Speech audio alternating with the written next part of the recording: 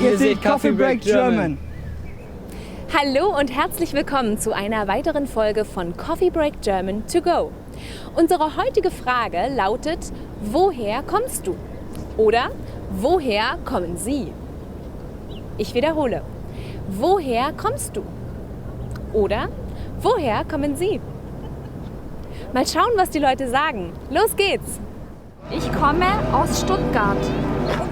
Ich komme aus München. Ich bin aus Paderborn.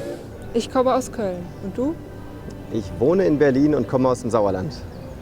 Ich komme aus Süddeutschland, genauer aus Tübingen.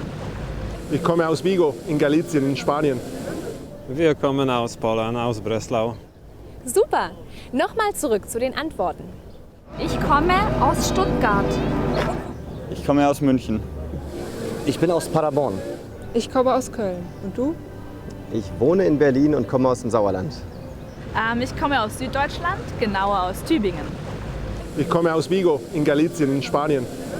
Wir kommen aus Polen, aus Breslau. Sehr gut. Und jetzt habe ich eine Frage für dich. Woher kommst du? Gut gemacht.